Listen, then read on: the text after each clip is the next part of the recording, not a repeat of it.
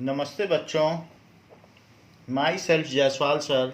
हम पढ़ रहे हैं class 9th science chapter 5 the fundamental unit of life. So the fundamental unit of life. So what is the smallest living entity in all living beings? ऐसी सबसे कौन सी छोटी से छोटी लिविंग थिंग है हम लोगों में जो इंडिपेंडेंटली सर्वाइव कर सकती है? That is called cell. So cell is the fundamental unit of life. Cell को अगर और टीयर अपार्ट कर दिया जाएगा तो वो फिर नॉन लिविंग हो जाएगा. तो मिनिमम इज द सेल. इस सेल के बारे में हमने देखा था कि ओनियन पील को भी हमने देखा कि ओनियन पील किस तरीके से होता है. एंड कॉर्क सेल का भी हमने फिगर देखा था कि कॉर्क सेल किस तरीके से हेक्सागोनल शेप में होता है. जैसे बीज हाइव, मधुमक्खी का छत्ता होता है, वैसे ही कॉर्क सेल जो प्लांट, जो बड़े बड़े ट्रीज होते हैं, उसकी जो बार्क होती है, अगर उसके सेल को देखा जाए तो ऐसा रॉबर्ट हुक ने देखा था अपने प्रिमिटिव माइक्रोस्कोप से. एंड ओनियन पील में हमने ये देखा था कि अगर उसकी स्टेनिंग कर दी जाए, उसको अगर हम किसी न किसी कलर से, आयोडीन से स्टेनिंग कर दें, तो देखते हैं कि हर सेल में एक न्यूक्लियस ज़रूर होता है. ये सारी चीज़ें हमने देखी थी और माइक्रोस्कोप का डिटेल्ड स्ट्रक्चर देखा था. और ये भी देखा था कि it is used to magnify small things which can not be seen with naked eye. And microscope uses two magnifying glasses, जिससे कि हम किसी चीज़ को बड़ा करके देख सकते हैं. तो ऐसे मैग्नीफाइंग ग्लासेस माइक्रोस्कोप में यूज़ होते हैं. Now what are the various discoveries which had occurred time to time pertaining to cell? तो सबसे पहली डिस्कवरी रॉबर्ट हुक ने की. तो क्या क्या डिस्कवरीज हुई हैं? रॉबर्ट Hooke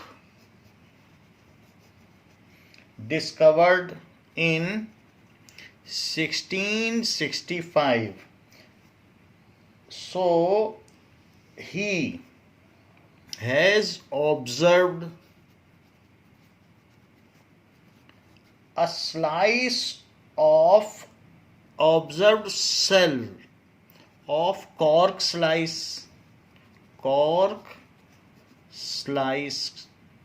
कॉर्क बहुत हल्का होता है. कई होम्योपैथी की जो शीशी दवाएं होती हैं उनके ढक्कन में काम आता है.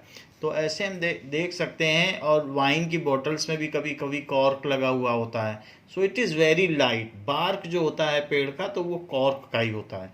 सो ही डिस्कवर्ड सेल्स, और इसकी सेल्स डेड सेल्स होती हैं.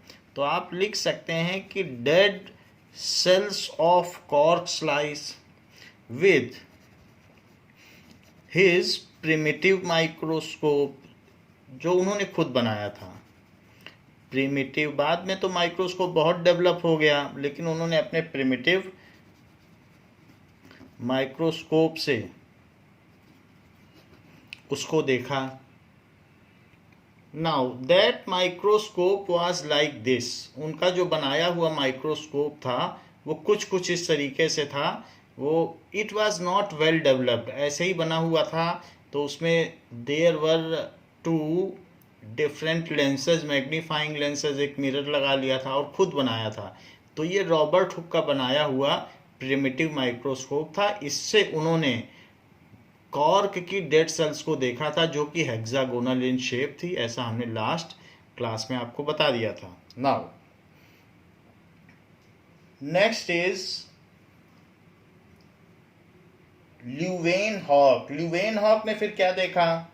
सो इन 1674 Leeuwenhoek, so that is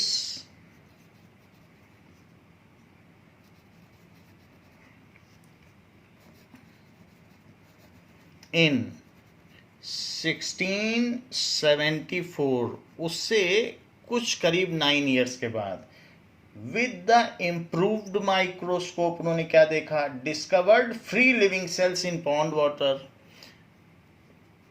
now with improved microscope,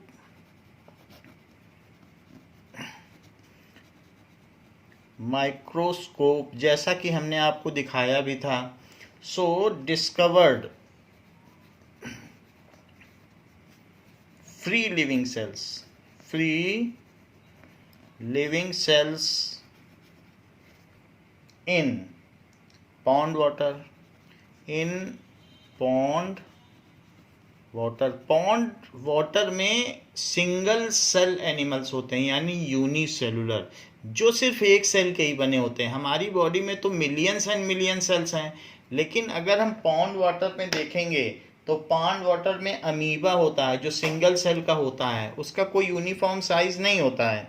तो पॉन्ड वाटर में अमीबा हो गया, पैरामीशियम हो गया, इस तरीके से हम देख सकते हैं. So the same thing has been observed by Leeuwenhoek with improved microscope.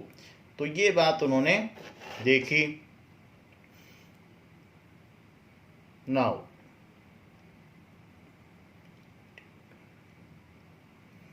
we will see how it looks like. अगर हम ये देखें तो जो सिंगल सेल्ड होगा वो कैसा होगा, अमीबा कैसा होगा, पैरामीशियम कैसा होगा, इन सब चीज़ों को हम देखें तो दैट कैन बी सीन. ये देखिए.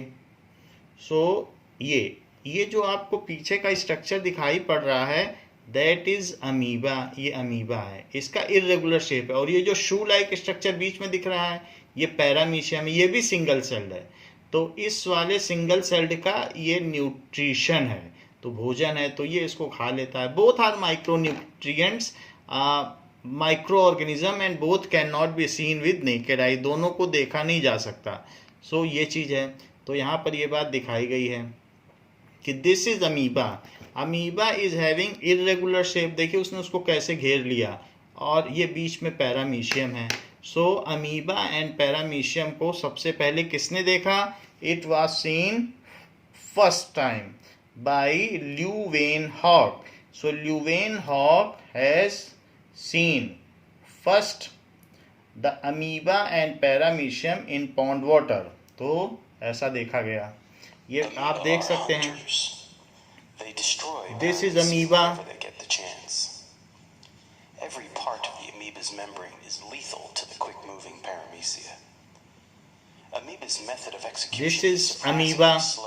यूनिसेलुलर, एक सेल का बना है पूरा. And this is shoe shaped, जो आपको दिख रहा है ये सब पैरामीशियम है. ये सब पैरामीशियम है. सो ये पैरामीशियम को खा रहा है. देखो कैसे इसने एनगल्फ कर लिया है.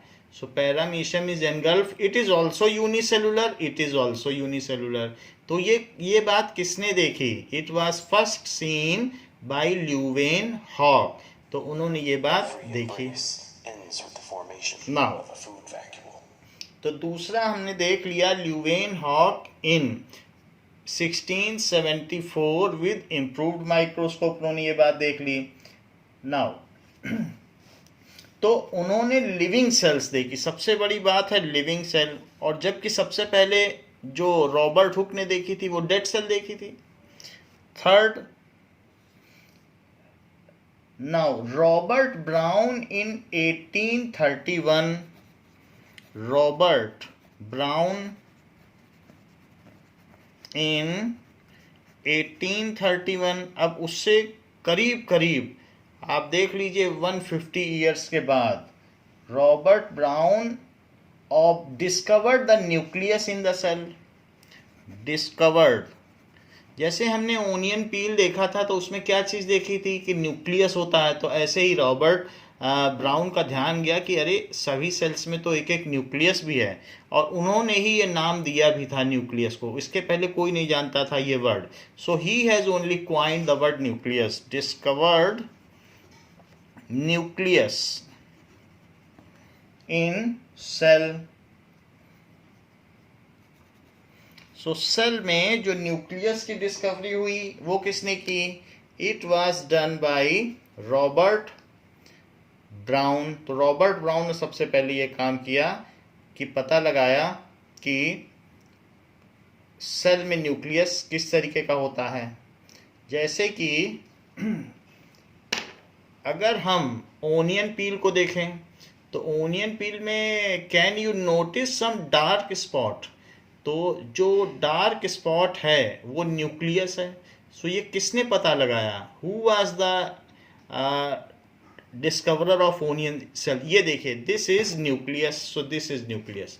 This was discovered first by Robert Brown. Robert Brown ने ये बात पता लगाई कि न्यूक्लियस होता है। और ये कब पता लगाई? It was scene first by Robert brown इन 1831। सो ये चीज़ पूछने को आती है। तो ये सब ओनियन पील को अलग अलग तरीके से स्टेनिंग किया गया है और compulsorily there is nucleus in all the cells. Now इसके बाद हर सेल में न्यूक्लियस होता है, ये बात तो पता चल गई थी। फिर एक बात और पता की, that is परकिंजे। So परकिंजे has in 1839, 8 years बाद, that is discovered protoplasm for the fluid substance of the cell, that is coined, उन्होंने नाम दिया the term protoplasm। Protoplasm, plasm एक फ्लूइड होता है, प्लाज्मा। तो जैसे ब्लड में भी प्लाज्मा होता है, तो protoplasm for cell fluid, for fluid substance in cell. So किसी भी सेल में अंदर कुछ न कुछ फ्लूइड भरा हुआ होगा। सो जैसे कोई भी आप सेल ले लें, this is a cell, white blood cell, तो इसमें बहुत सारी चीज़ें अंदर होंगी।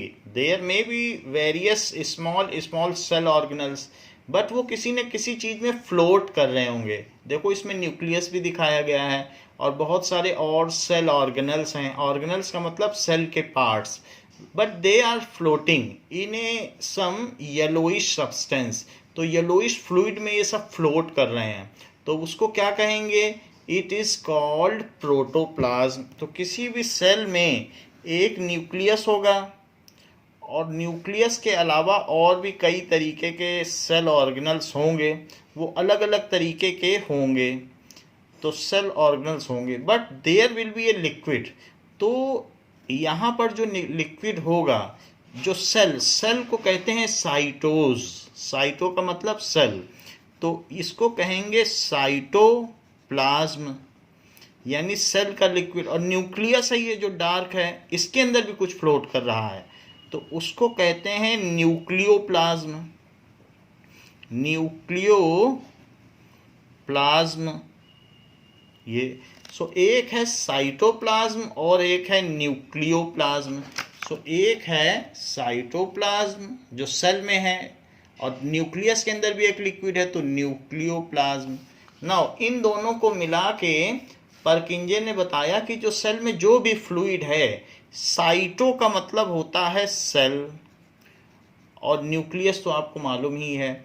तो प्लाज्म का मतलब फ्लूइड, प्लाज्मा का क्या मतलब है? लिक्विड या फ्लूइड। तो cytoplasm and nucleoplasm combinely known as protoplasm. तो यही वर्ड किसने दिया हमको? Protoplasm. So it has been given by Purkinje. Purkinje ने ये बात हमें बताई। सेल थ्योरी किसने दी? So the cell theory. Cell theory है क्या?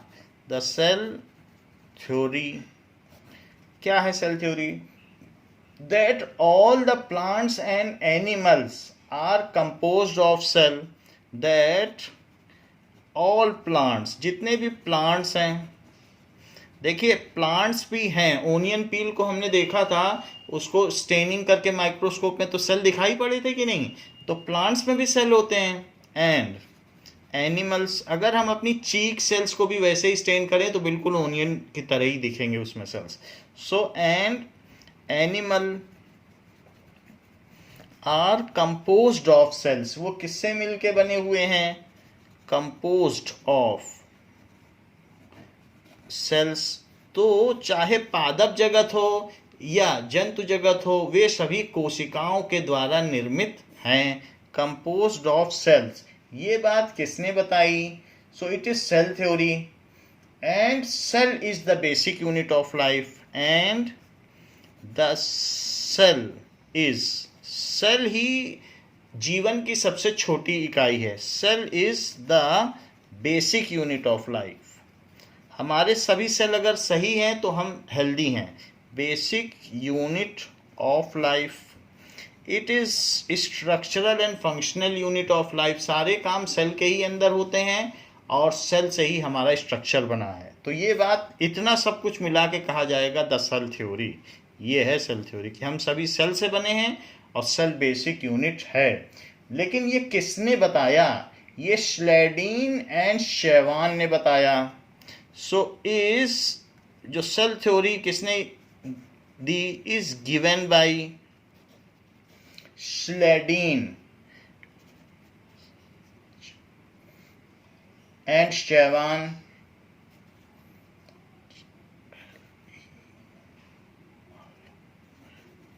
तो स्लेडीन ने ये 1838 में बताया एंड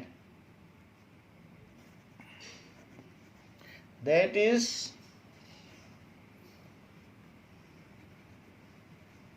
शेवान ने ये बात किसने बताया? That is 1839. तो दो बातें बताई गई हैं. एक तो हम सभी सेल के बने हैं और दूसरा सेल बेसिक यूनिट है. तो एक बात इन्होंने बताई, एक बात इन्होंने बताई और दोनों को मिलकर कहा गया सेल थ्योरी. तो सेल थ्योरी स्लेडीन एंड शेवान के द्वारा दी गई. It was given by them.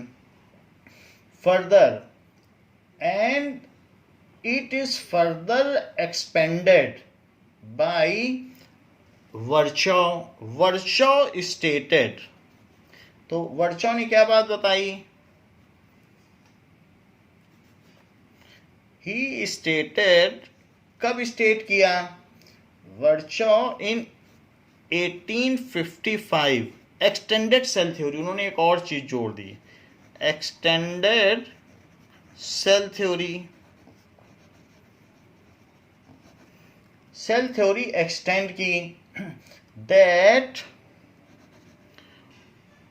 all living cells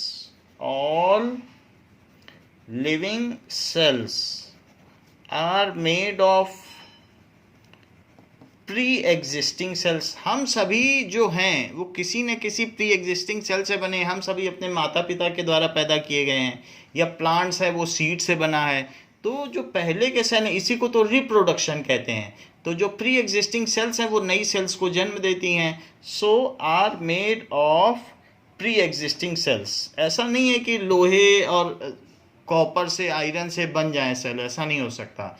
जो सेल्स हैं उन्हीं से ही सेल बनेंगी. Cell divide to make new cells. Cell continuously divide करती हैं और नई सेल्स बनाती हैं. इस तरीके से नए सेल बनते चले जाते हैं फ्रॉम प्री एग्जिस्टिंग सेल्स. इसी चीज को रिप्रोडक्शन कहते हैं.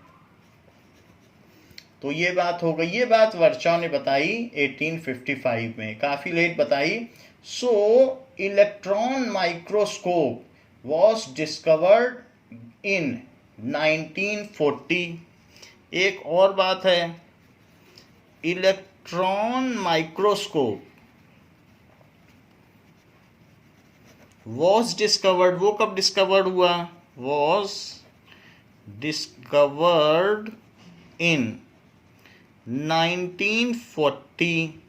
देखो हमने आपको दिखाया था कंपाउंड माइक्रोस्कोप, लेकिन इलेक्ट्रॉन माइक्रोस्कोप जब एक बार आ गया तो अब कुछ गेस करने की जरूरत नहीं पड़ी.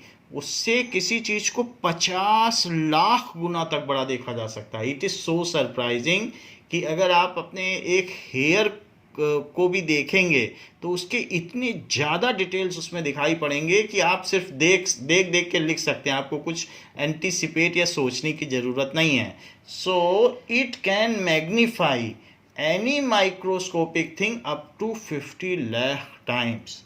It can magnify and it can be seen on monitor also. Can magnify, ये किसी भी चीज को, बहुत माइक्रोस्कोपिक चीज को कितनी गुना प्रवर्धित कर सकता है. It can magnify any microscopic thing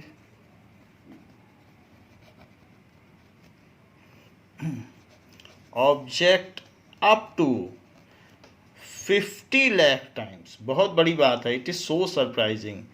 comparatively compound microscope से तो ये बहुत ज़्यादा है. तो 50 लाख टाइम्स, क्योंकि वो 1200 और 1400 टाइम्स ही कर रहा था. तो इलेक्ट्रॉन माइक्रोस्कोप आने के बाद सब चीज़ें देखना बहुत आसान हो गई. Now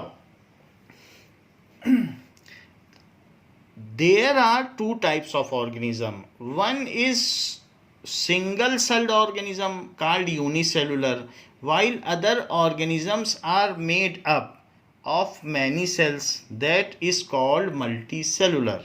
So there are two types of organism.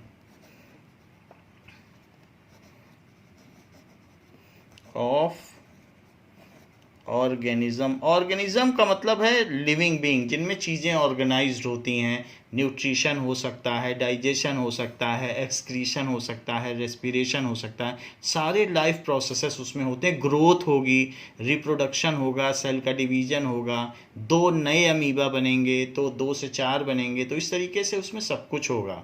So there are 2 types of organism. Some organism are single celled organism. Some organisms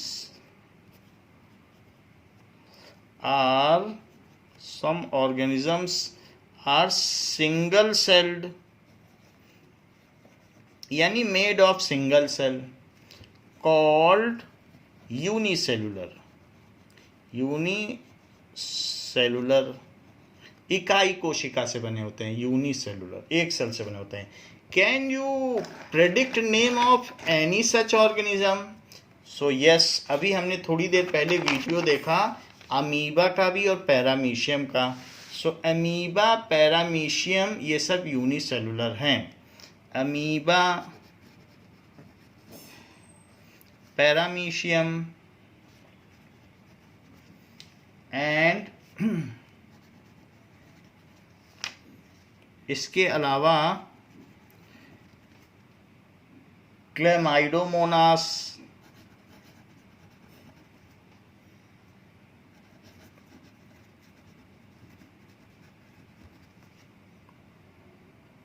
now ये दीज आर यूनिसेलुलर ऑर्गेनिज्म. इसमें आप एक क्लेमाइडोमोनास देख सकते हैं. ये इस तरीके का दिखता है. These are various chlamydomonas which are single celled organism. तो ऐसे आप देख सकते हैं. सिंगल अगर आप देखोगे तो ऐसा दिखेगा. सो क्लेमाइडोमोनास इज ऑल्सो यूनिसेलुलर. इसमें कुछ हुक जैसा इधर स्ट्रक्चर है जो वैक्यूल है, वो हम बता देंगे. और इसके अलावा एक और चीज़ है, दैट इज यूग्लीना. तो यूग्लीना इस तरीके से दिखता है. ये भी यूनिसेलुलर है. इसमें एक थोड़ा विप निकला होता है, जैसे कोड़े लाइक स्ट्रक्चर होता है ना, विप, जिससे किसी को बारीकी से देखें तो इसमें विप है. So it has whip like structure. जैसे कोड़े से किसी को मारा जा सकता है, तो वैसा ही ये स्ट्रक्चर यहाँ पर आप देख रहे हैं. तो इट इज़ यूग्लीना. हमने आपको 2 चीज़ बताई. एक यूग्लीना है, यूग्लीना इस तरीके से दिखता है. ये सब यूग्लीना ही है. तो ये यूग्लीना हो गया. और एक चीज़ बताई, क्लेमाइडोमोनास. ये बहुत सारे क्लेमाइडोमोनास हैं. तो ये क्लेमाइडोमोनास. तो क्या बात बताई गई आपको कि यूनिसेलुलर है. ये इंडिपेंडेंटली सिंगल सेल्ड हैं और इंडिपेंडेंटली रह सकते हैं. Euglena are unicellular organism. They are made of one cell या single cell and they can live independently. They can live independently in water.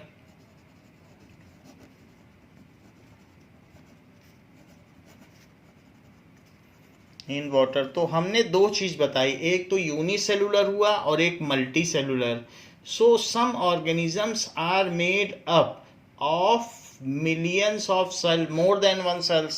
So some organisms are made of millions of cells. कुछ तो एक cell के बने होते हैं और कुछ मिलियंस ऑफ सेल्स के बने होते हैं, कॉल्ड मल्टी सेलुलर ऑर्गेनिज्म। जैसे प्लांट, इसका एग्जाम्पल हुआ, प्लांट हो सकता है, एनिमल्स हम सब भी हो सकते हैं, ह्यूमन, तो एनिमल में ही हम लोग भी आते हैं। तो ऐसे बहुत सारे ये सब एग्जाम्पल्स हो गए। रही बात कि जिस प्रिमिटिव माइक्रोस्कोप की मैं बात कर रहा था, मैंने उसका फिगर भी दिखाया था, तो यही वो है जो रॉबर्ट हुक ने यूज़ किया था। देखिए रॉबर्ट हुक का माइक्रोस्कोप, ये प्रिमिटिव है और इन्होंने कॉर्क सेल को देखा था, ऐसा ही हमने आपको बताया था। नाउ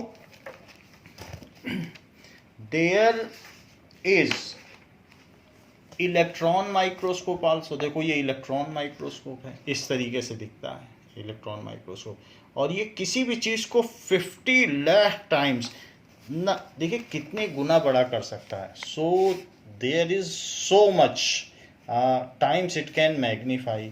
तो अब जैसे जैसे और इलेक्ट्रॉन माइक्रोस्कोप आ रहे हैं, और ये तो 5 लाख बता रहा है, अब तो 50 लाख तक के भी आ गए हैं, और ये मॉनिटर पर कोई चीज़ देखी जा सकती है। सो इलेक्ट्रॉन माइक्रोस्कोप इस तरीके से होता है।